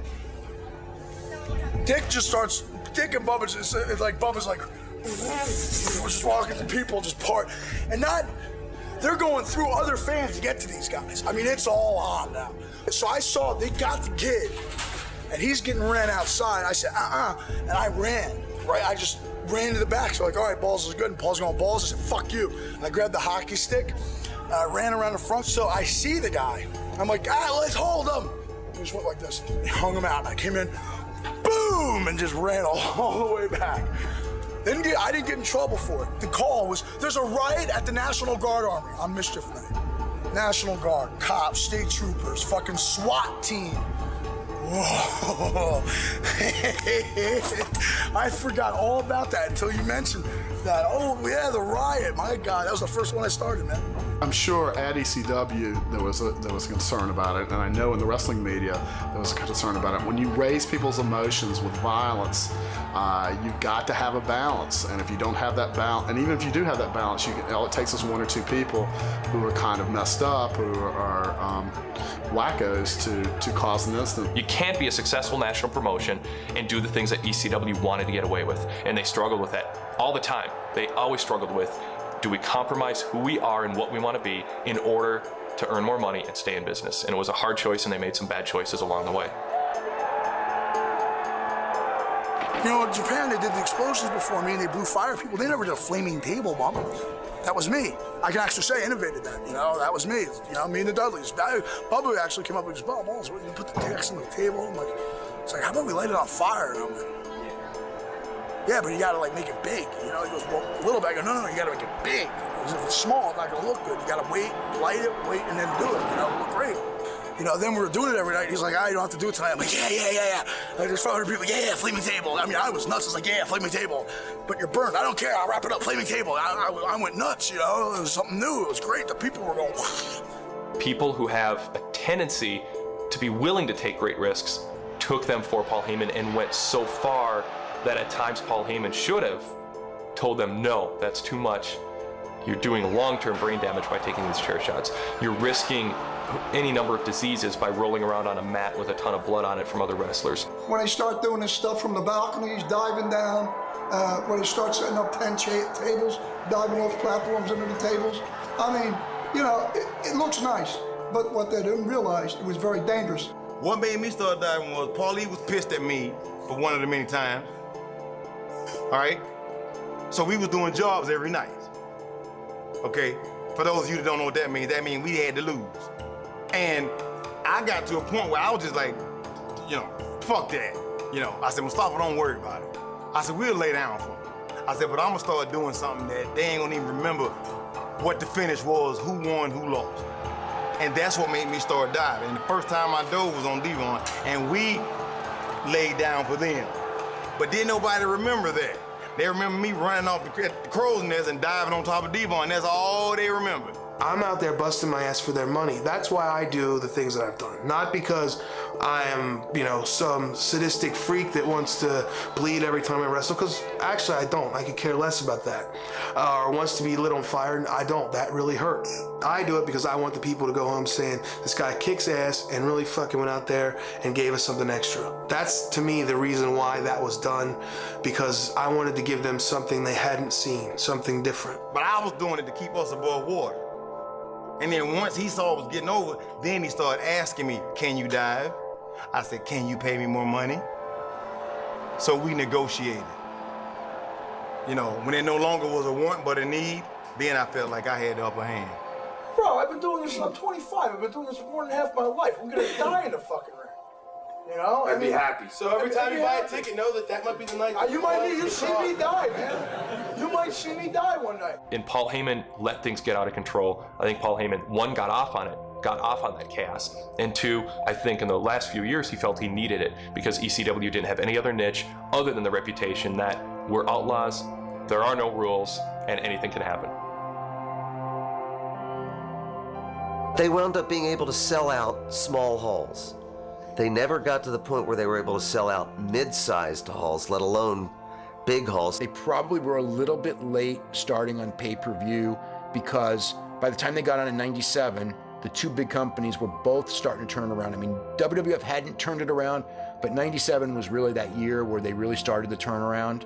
So when they got on pay-per-view, it wasn't like the big two companies were promoting crappy stuff that people didn't care about anymore. It didn't translate. It didn't work well because you lost that atmosphere of the people that were the core audience. And when you tried to show it to a guy in Iowa who would order Royal Rumble and watch Monday Night Raw and then see Starrcade, and then they would see this shitty fucking Cobb County Civic Center with no lights, no entranceway, and I go, what the fuck is this? Paul's deal was that he would promote a pay-per-view, and then he would have to come back and promote another pay-per-view and spend the money to promote it. But the money from number one hadn't come back by the time number two came, so Paul would borrow money from this guy to fund number two. And then number three would come, and there was always one of those things where you have to borrow money to do the next one based on the revenue that you should have already received but you haven't gotten. In '95, he was spending the money from '95 and '96 to keep going. In '96, he was spending the money from '97. In '97, he was spending the money from '98 and '99. Like the guys I spoke to, it was always, it'll be okay, Paul will take care of it. There really was a belief, all right, it's gonna be okay, Paul says it's okay. And there was a belief of it's gonna happen because they believed in the product. There wasn't one guy who worked for that company that did not believe in the product. You were not going through tables and chairs and diving off balconies if you didn't believe in it. Paul Heyman ran things out of his back pocket, and it was a cash-based business. It was a loan-based business. It was not a company that had a business plan. I always thought that from, 1995 on, there was always a fight to stay in business. What do? You gotta pay higher premium to be on pay-per-view, you gotta pay for the production, you gotta pay for the satellite time. Now your guys are really gonna get rated, so now you're gonna have to give them contracts. Now you're gonna have to pay them more money. Meanwhile, you're running the same bingo hall. How much more money are you gonna bring in? And he's always in a tough spot because he was always the guy to make the character, but couldn't afford to pay the guy enough to stay with Paul, and as the guy developed, he would just jump ship. I left ECW for no other good reason, but I was a stupid, immature kid that didn't have the work ethic that I have today. I was really like, wow, I get to go to WCW and make some real money. And it's money that ECW invested in the Stevie Richards character, and I kind of threw away that investment with no reinvestment in anybody else that would follow me. The whole thing about a revolution, quote unquote, is you keep on fighting until it's all conquered. And there's a lot of shit out there for us to conquer. We're still only this big, and they're still this fucking big, We're too big to be small and too small to be big. We're trapped in that predicament. He was the little fish in an ocean trying to fight two larger companies that were more than willing to take every piece of talent that he had and could have at any point signed every single piece of talent he had away. I had to make some money, and Paul started bouncing checks and everything else, and WCW came along with this ridiculous amount of money. It was, yeah, for me, a ridiculous amount of money, and I had to take it. Why'd you leave ECW in 1998? Money. The level of talent Paul could draw upon was getting smaller and smaller. WCW was signing up everybody. WWE was signing up everybody. One of the things that's said in the wrestling business sometimes is even the best bookers can only last with storylines for about 4 years before they get burned out. Then he seemed overworked, especially in 99, 2000. If you looked at him over the years as ECW progressed, he got heavier, always had the dark circles in his eyes. I mean, it took a toll on him. He was just so good at recognizing what his audience wanted and giving it to them in the beginning. Later years, it wasn't like that at all. And that was a big downfall in the company. And I don't know how much of it had to do with him trying to focus on other business with the company, worrying about money problems. Paul wasn't a quote-unquote businessman. He wasn't a bean counter. Paul was a creative guy, and a lot of creative guys can't even balance their checkbooks, you know, and that was ECW. It was almost like we were doing things that we just thought we were not ready for. And when I look back on it now, that's what I think. At the time, I just want, I wanted to see the company grow as much as it could. Toys, magazines, everything. But maybe in hindsight, we weren't ready for that yet. Maybe we should have been more concentrated on our product. The problem with syndicated TV is they were paying for the time slots. You're paying so much for the TV, you've got to make that back and profit on the house shows, and that became pretty difficult. Next step was getting on national television. The idea was, all right, well, we're on pay-per-view, we're only getting X amount of buys, but if we bring the product to national TV, then we'll have more eyeballs on the product. And then we can promote all these cities because people know who our guys are off of the national TV, and you become national stars when you're on national TV. Well, whenever Paul came out in New York, it was like, all right, here comes the Grand Poobah, you know? Well, he'd try and get some woman to show her boobs, and he'd mess around with the fans and insult people and kind of say, this is what the deal is. He says, we fought for this, we've got this, we've done all this, we've been on pay-per-view, and there's been a lot of rumors, and the truth is, here's the deal.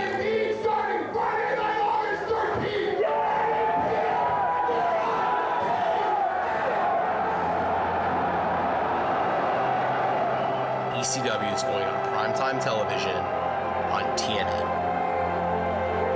I think we were going into that situation thinking we got a network here that is going to back us, is going to advertise for us, is going to get us going.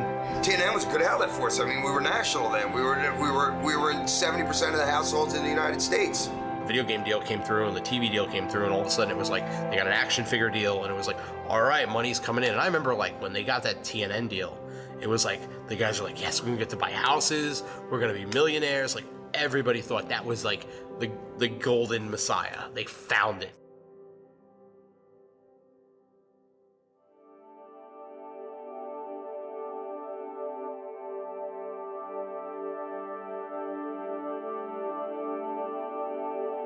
See, ECW wasn't just chairs and bats and bricks and sticks and bottles. But when you see people like Stevie Richards, Stevie wrestled. When the company was up and running, every show was like a big party, and it was because of the fans. The fans always showed up to have a good time. It was always just the best time in the world. I mean, it was the greatest time in the world. We had a bunch of guys that, whether they liked each other or didn't, when push came to shove, it was us against the world, and we all had that attitude. We all did that attitude. Widen that shot.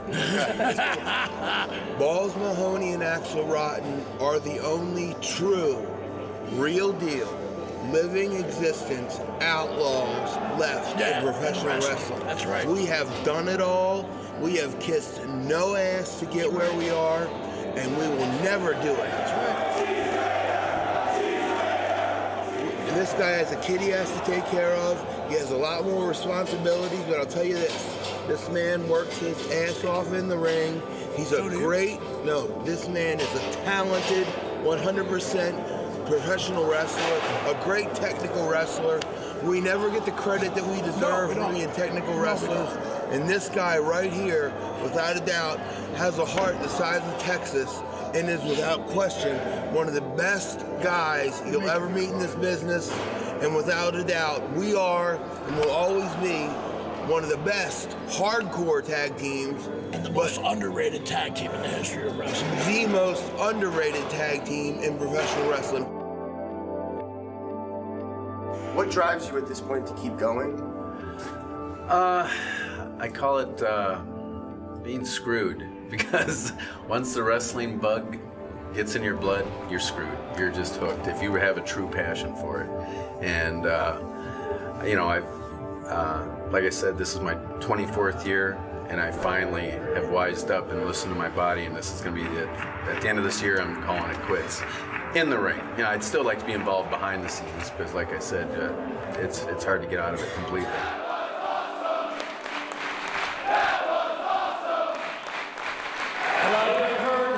This is my last year. I'm retiring at the end of the year.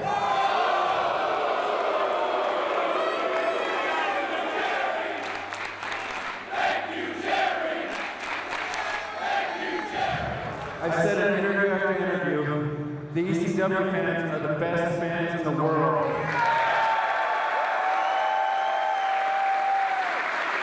I'll tell you what, I'm not just blowing smoke up your ass. You guys always seem to have fun and make this a party. 1 minute you're chanting you fucked up, 30 seconds later you're chanting this is awesome. You guys made ECW. Thank you.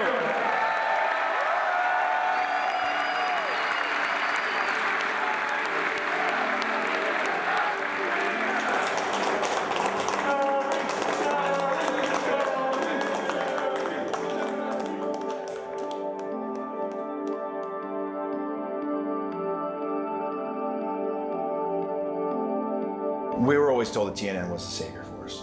Being on there was the savior for us. It wasn't, first the savior was pay-per-view, and then the savior was network television, national.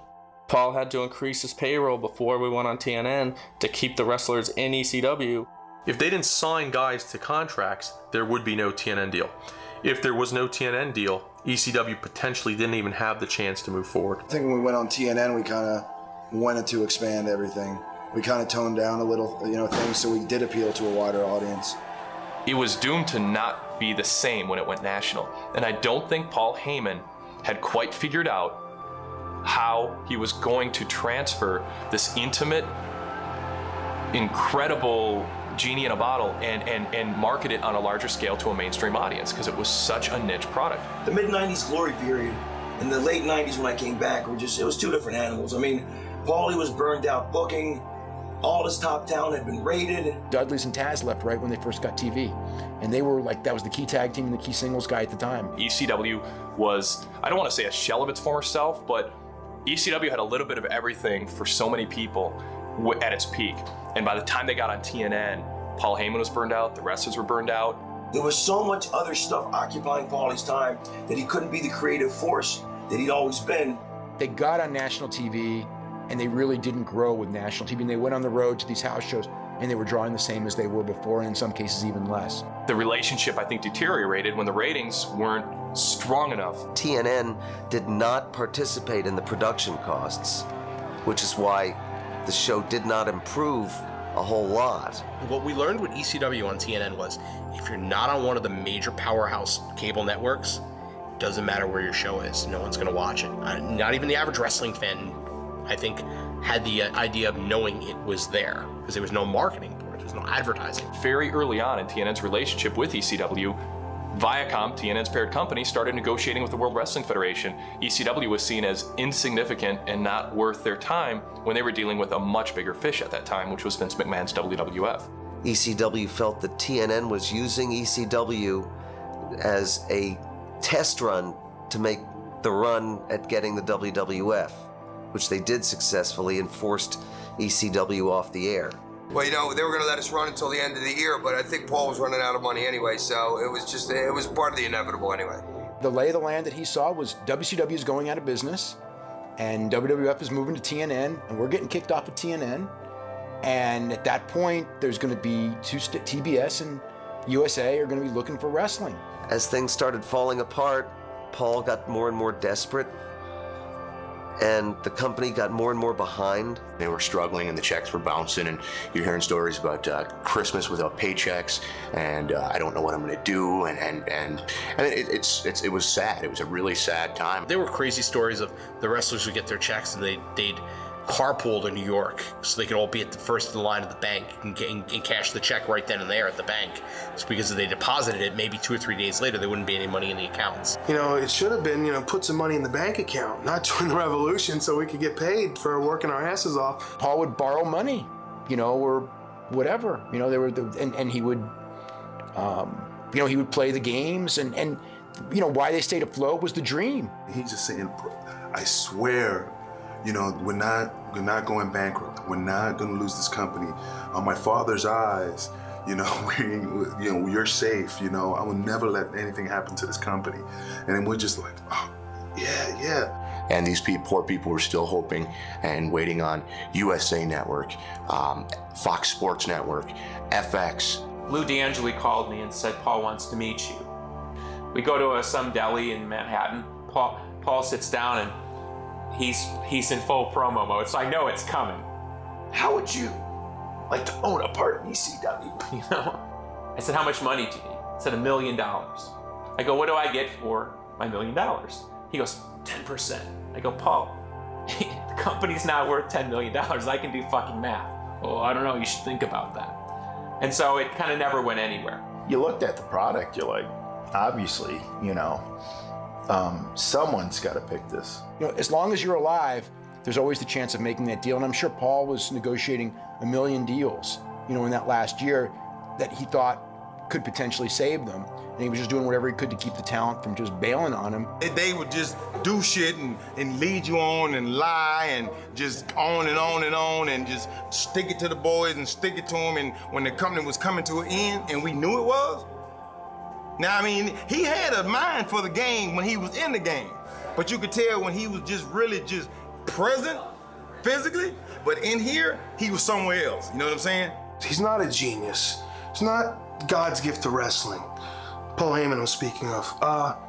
We are the guys that went out there every night and cut ourselves and bled and got our asses kicked for the people. Every time a pay period would roll around, a lot of times he'd hold a meeting with these guys and say, can't do it this week. Well, next week we'll see what we can do.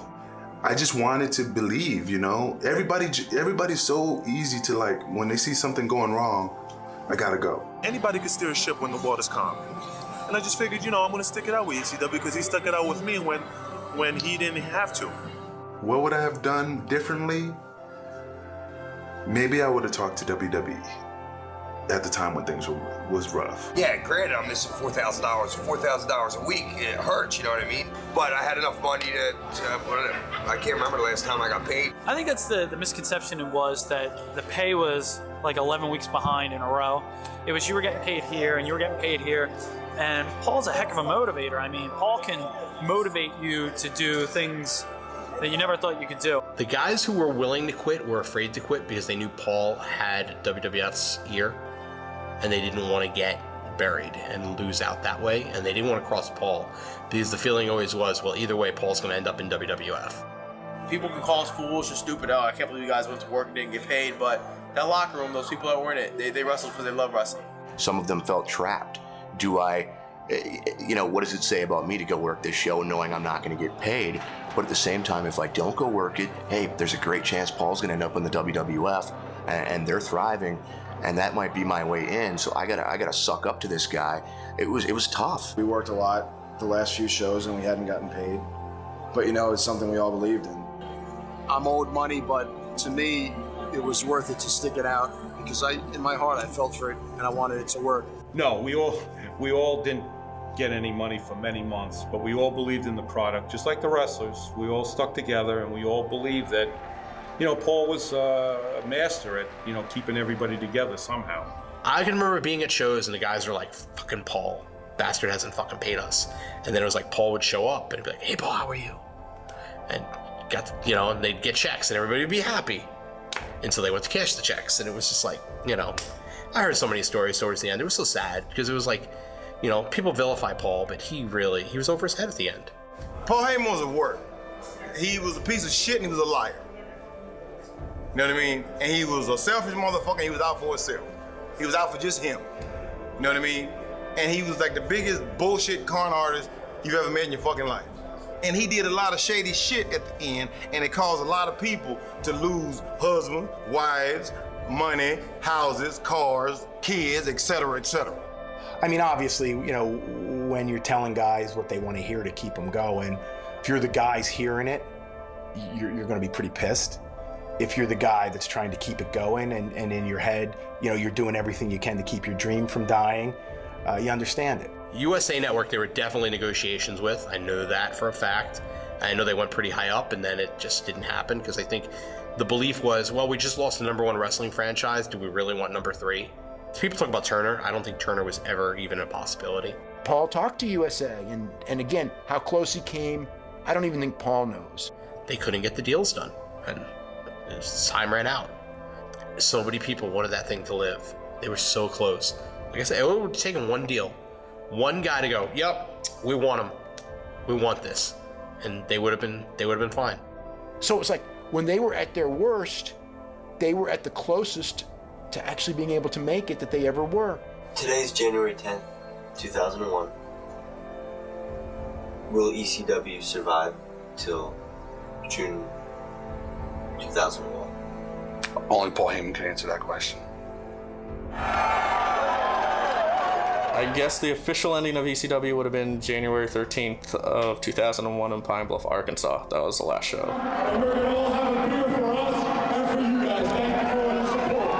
You know, it really should have been in Philadelphia, right? They were in the middle of nowhere and they never ran another show. And Paul wasn't at that show, at that final show either.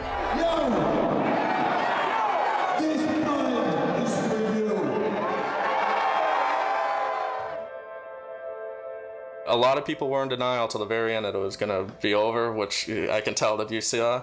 And even in the back of my mind, there was still a little bit of hope that ECW might come back. Worst comes to worst, Extreme Championship Wrestling shuts down. What do you do? Go out and get a job. I truly believe that they're not going to close. I think Paul's fighting to do everything he can to save that company, because if ECW right now is, you know, there's so many rumors, oh, it's done. Well, that's all bullshit. Because if it was done, Paul Heyman would be with WWF, and that's not the case right now. I mean, I knew ECW was done, but he'd never told me that it was done. I mean, I don't remember what was going on at the time. And I just remember I walked into a room with him, and he just goes, "We're done." I mean, he wasn't, you know, it was matter of fact. It's like he fought to the death, but when it died, he gave it up. He already knew that the ship had sank. We were still sitting there floating on fucking, you know, just, bobbing back and forth in the water, like, well, maybe he's gonna come back and get us. 15, 20 days go by and we still out in the middle of the ocean. Maybe he's gonna come back and get us. And then a shark comes up and snatch one underwater, be like, oh shit, maybe he's not. And then the shark comes up and snatches another one. He's like, oh, where's Paulie? Now you look on TV, he's on there with Vince. When ECW closed its doors, Vince McMahon was already waiting for Paul with open arms. No one can say if Paul had this set up before he went out of business. I would assume he did. I think that the realization in a lot of people's mind was the day Paul showed up on Raw. To see him on Raw was almost like seeing somebody throw in the towel for a beaten fighter. They didn't want it to end, you know, and I felt bad for them as well because, you know, it was a lot of people's dreams, and when the dream crashes, it sucks. Do you know if ECW filed Chapter 7 or Chapter 11? You know why? Do you know if they did? Yeah, you have the paper, so they did. What they fired? 11. Yeah, Chapter 11 for restructuring. Debt of 7.5. Yeah, restructure and to restructure the company. Yeah. There's, as I said, there's stuff I can't tell you. I hope, you know, at least the last word, there's stuff going on. I got the phone call, and I'm not gonna lie, I got a phone call. Did you see the internet? No. Company folded. Not the, you know, Paul didn't call us. It was one of the boys, hey, did you look at the internet? No, the company folded. Oh, fuck. Yeah, that was my reaction. Shit, what am I gonna do? There was nowhere for it to go on TV. There was no way to pay the talent, and they took on too much money later, you know, between the expenditures for the contracts. They were paying guys 6 figures when they didn't have that type of money coming in. I mean, I'm not saying Paul was a good businessman at all. I'm not saying that. Paul was a great creative guy when it came to wrestling. But ECW failing because Paul was a bad businessman is something that people say that isn't the case. ECW failed because the circumstances didn't work. It wasn't, you know, it couldn't have succeeded at that time, given the landscape, no matter who was in charge. The parent company of ECW, HHG Corp, went into bankruptcy. In the end, when the dust settled, WWE bought it. They took the video library. It's part of their library now. Vince put out the Rise and Fall of ECW DVD, which was what it was. It was one of the best-selling DVDs they ever had. Vince did the 2 one-night stand pay-per-views. Relaunched ECW.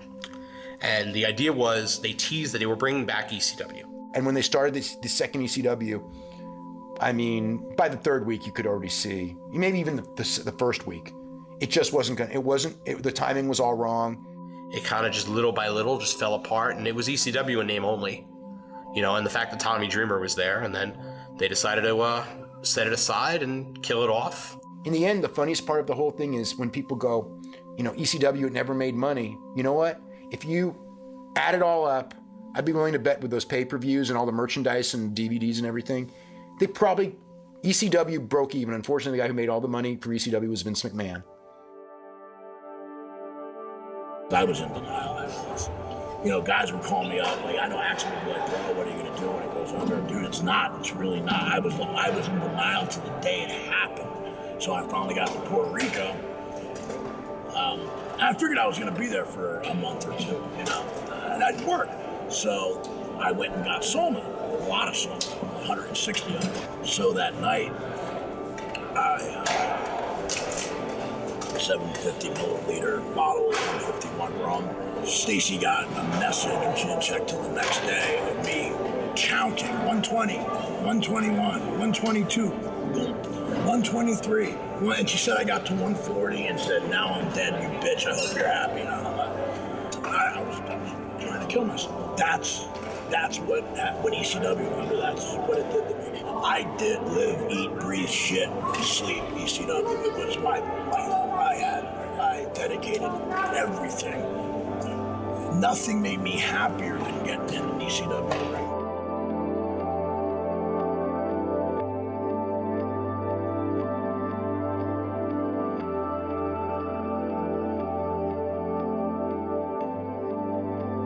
All these ECW reunions, I always tell people, like when the last one was there, people going, oh, no one's going to buy, no one's going to buy. I go, no, it's been long enough.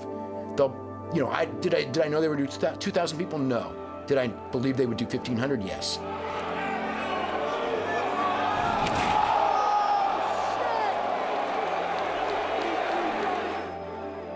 But I also knew that, you know, the second's going to be way down and the third's going to be way down from that. And, you know, that's the reality. It's a nostalgia show. You can go back and do nostalgia once every couple of years, but it ain't coming back. It's not going to be what it once was. It can't be. I thought the show started out okay, and then there was like a 1-2 punch of just plummeted on the second half. They had the Gangsters come out, first time they're in Philadelphia and since like '97 as a team, and they stopped the music, which that, you know, the Natural Born Killers, the Dr. Dre song, Ice Cube song, that is the epitome of that act, is the violence intermingled with that crazy hip hop music. They stopped the music and the crowd's like, oh. And then the Gangsters' first time back is force that has destroyed everybody. They're laid out by 2 guys that it didn't seem like the audience knew who they were. And that's no disrespect to Ruckus or G's. The audience that was there that night were not Combat Zone Wrestling fans. They were not Urban Wrestling Federation fans. These guys were just 2 guys who wrestled earlier on the show. Now they're laying out New Jack and Mustafa, who are like this mythical tag team. So the audience went, I don't really like that. How did you feel about the first show? It sucked. It sucked. From the music guy to the booking, it sucked. They follow that up with the Raven-Gary Wolf match, and Raven doesn't even really get in the ring. Cuts a promo. Reunions are for fags, homos, and morons. ECW stands for Extremely Cunty Wrestling now. And the people that watch it are a bunch of extremely cunty women. That would be you out here. He doesn't wrestle. He has all his goofballs wrestle. That was the shotgun blast to the chest of that show, where that was when the crowd started turning on it, going, this show sucks, we want refunds. And then you add into that all of the personal issues with guys who are obviously enabled by chemicals, and guys who are old enough to know better but don't because they were so happy to be partying like it's 15, 17 years ago. People get in the ring, you know, messed up on drugs or high or pilled up or whatever.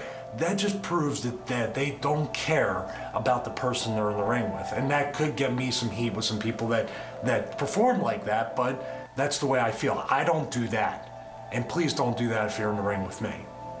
People came to the ring, peeled up, drunk, you know what I mean? Been shooting heroin. And then most of these was guys that was from back in the day. This wasn't even the young guys. You understand? So that's the part that fucked my head up, because I was like, we supposed to be the ones setting the example for them. And the Sabu thing, where, you know, guy doesn't even make it to the show because he's comatose in his hotel. Shane Douglas goes out there, and the Sabu thing's out there. I reported it on my website. It's on TMZ, which has a far wider audience. Everyone, now mind you, it's 2012. Everyone's on their cell phones. Everyone's on their smartphones. Everyone's texting each other. Did you hear about Sabu? Did you hear about Sabu? Audience knows Sabu's not coming. It's 3.5 hours into the show. Shane Douglas comes out to do the big triumphant promo of the face of Extreme Reunion, the promoter. Put that fucking music!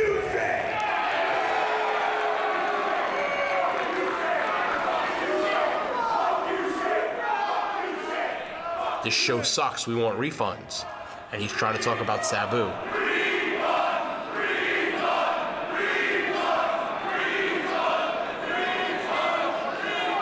And the crowd is on him because they're on him as the promoter for not delivering Sabu, telling them 3.5 hours in, and for honestly the quality of the show. When Shane came out and cut that promo and the fans were on him and he said, "Let's get it straight, jackasses. I work you, not the other fucking way around." The audience looked at that like he was like some shady promoter going, "Fuck you, I got your money." And I've spoken to Shane. He says that he did not realize the situation. He thought there was an announcement made already, and he did not realize that the audience was reacting to him that way. He thought he was playing heel, playing villain, and they were looking at him like he's the face and he's the promoter. We owe it to the fans to come back and give them a better show than that shit we gave them the first show, because I wasn't happy with none of it. Now the impetus is on you to go, what did I do wrong and how do I fix it? What do I learn from my mistakes? And that will be the story of this company. ECW always fucked up. But what did they do? The next show, we fucked up, we're sorry. We're gonna make it up to you. And as long as they made it up to the fans went, all's forgiven, give us a good show. That's gonna be the story here, or else that first show is gonna be just a nail in the coffin. And it's just a lot of money they're spending to put on more shows in front of lesser dwindling amounts of fans.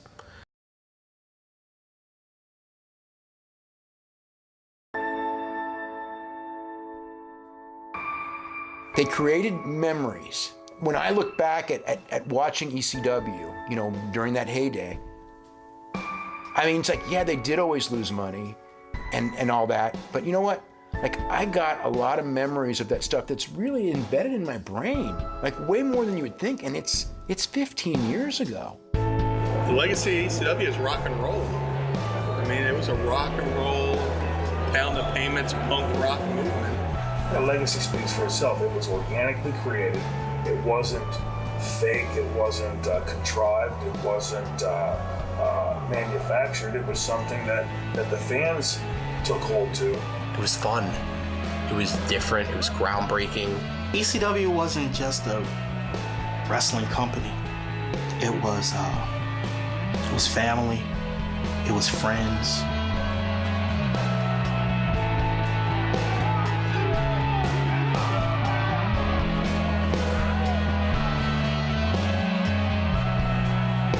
It was a subculture thing that grew into a mainstream culture.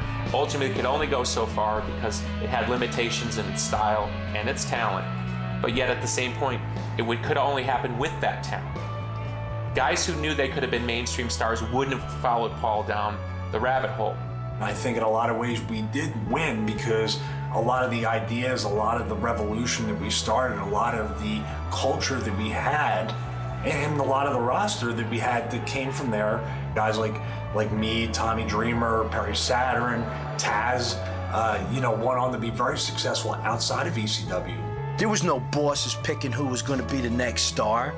I mean, you wasn't hand-picked. Everybody did their own thing, and they just kind of grew out of it. The best man would win. And that's what I loved about it. So many individuals, dreamed to live this life right here. To be a professional wrestler. I mean, who goes to work every day with their best friend? Travel up and down the road. It was an awesome ride. It's great. Just like anything else that we do when we're younger, we wish we can go back and appreciate it and look at it from those old eyes that we have now, and really take in every single experience.